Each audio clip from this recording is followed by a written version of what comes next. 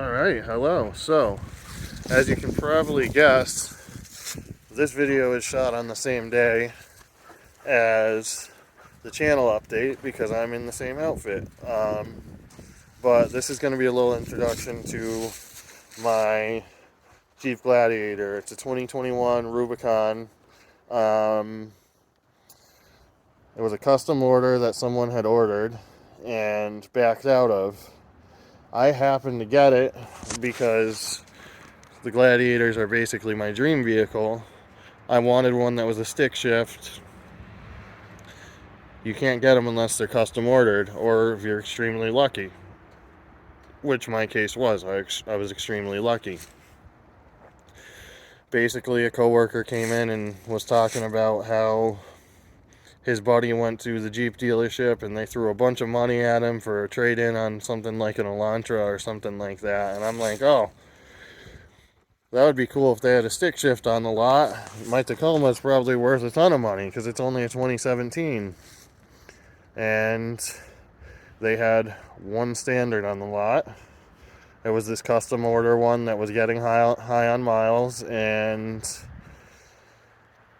the guy backed out on the deal. Not high on miles. It had 54 miles on it when I test drove it, which, in my opinion, is pretty high for test drive miles. Usually people buy the vehicles before then. So they were trying to get it off the lot. It's a fully loaded truck, except for a couple things, which I'll go over when we're doing the walk around. And I basically said screw it because they gave me a ton of money for my Tacoma. I had money to put down. They gave me rebates, all this stuff. It was basically too good of a deal to pass up. But without any more time taken away, we're going to do a walk around. So, ignoring the dirt and the grime from winter, here it is, 2021 Jeep Gladiator. There's already some stuff done to this. The jack mounted to the hood. I have a video that's going to get uploaded where I was doing that. This decal on the front, I didn't do a video for that. Decals are pretty straightforward. There's a million videos online on how to do them.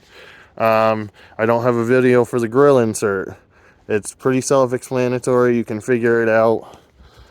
Stickers, you don't need a description for there.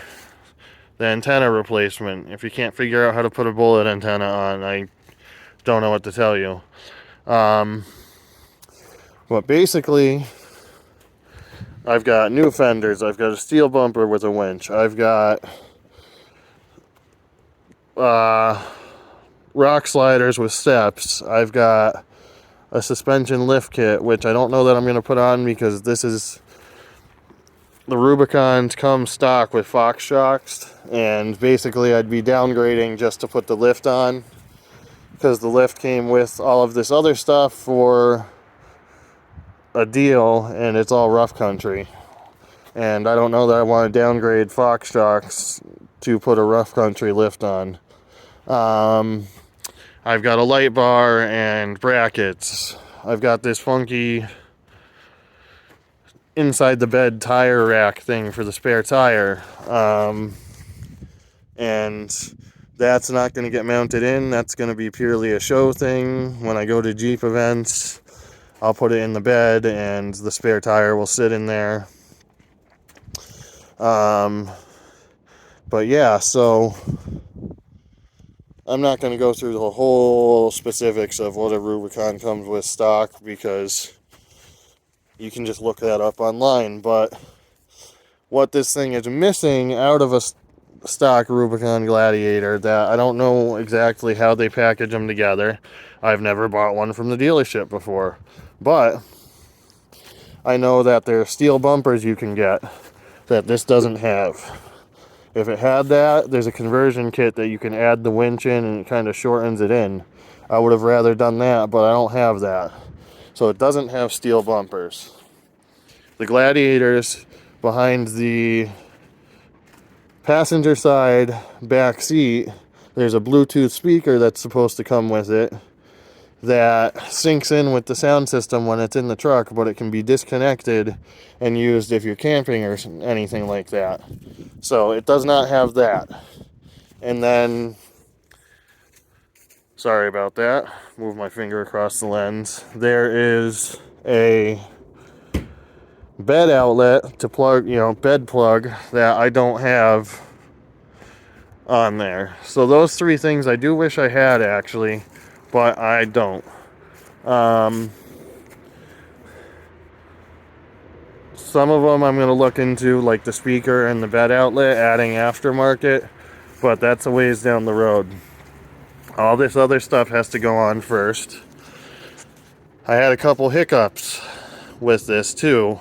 So last September, I was coming home and I had a power line in the street and basically couldn't stop in time. So what happened with it was it scuffed and scraped up all of this, came down, cut probably this far into the bumper, got wrapped up in the wheel kicked it back up through into this gap. It somehow came up and went up the side of the truck, scraped everything going all the way to above right here. So back in December, I just got the truck back from that. I had to do some finagling. There's some minor scuffs on the light, on the back fender, and on the door handle that I didn't even know about until the guy at the body shop was talking with me. Now, the reason I didn't get all those replaced was because 2 weeks after I caught the power line, I had a deer jump in front of me, and to dodge it, I took out this guy's mailbox, and it put a massive dent in this and a gash. It actually cut through the metal. So the whole hood had to be replaced.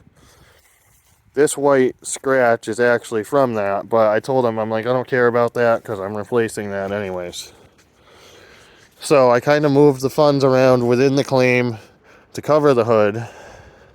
Didn't get the stickers replaced. They were supposed to replace this little side emblem and didn't. So I did all those myself. Normally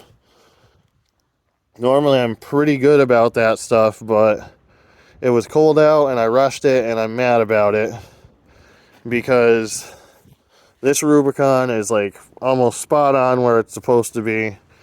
The Rubicon on the other side is about half an inch higher than that one, and it drives me nuts because I'm OCD. And eventually I will pull it off and I will replace it. The other thing, same thing as this. I took like tape measurements. I put a piece of tape, marked lines, did all this stuff to line it up where it's supposed to be. And when all is said and done, I somehow managed to get this one sitting lower than it should. It's not noticeable unless you're really looking, but it sits probably, again, about a half an inch lower than it should, and it's semi-crooked. So I'm going to have to look into how to peel these off and eventually buy a new one, because that's going to drive me nuts. Little things I'm going to get fixed.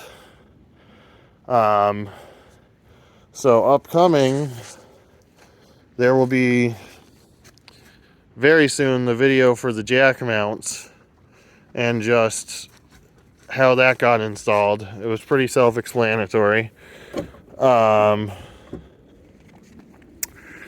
then I'm going to go through all the other stuff. As much of it as possible is going to be on my channel, but for the light installation, the winch, that type of stuff, it may be on my stepfather's channel because he knows how to do all that, and I'm a learn as I go. I haven't done all that before, so I may not be able to figure it out on my own.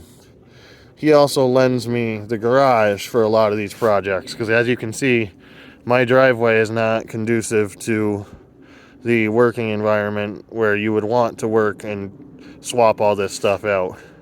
I could get it done here, but I don't want to. I can pull into his garage, have a solid surface, throw the heater on, be warm. So anything he wants to use for content for his channel, generally, if he's out there helping me, I don't mind lending it to him. So as far as the bumper and the light bar, he will probably have that on his channel. That stuff will have to wait, though, because I got T-boned probably 2 weeks ago, and it's not super noticeable unless you're like really looking up close, but the fender's dangling off, and I got hit here, and actually this tire was pushed in because the trail arm was bent. So that's going to go to the shop at the end of the month, and that's got to get done. I've got to buy a new tire because I was working and drove over a spike with my regular tire. Nothing's wrong with it from the accident, but just all this little stuff. I will probably be doing videos, if I have the time, before it goes to the shop for all this upfront stuff, like the brackets and everything else. I may even install the brackets as a video and then have him do a video where he installs the light bar wiring. I have no clue. I haven't gotten there. But that's really it. The plan is to go to a bunch of Jeep events this year and have fun. I'm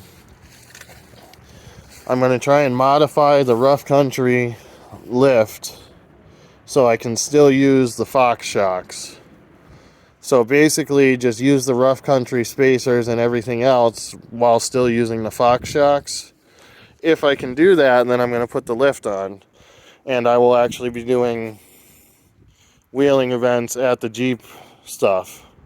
If I can't do that, I'm probably just going to stick to basic trails at the Jeep events and doing the actual showing where you park your Jeep and people look at it.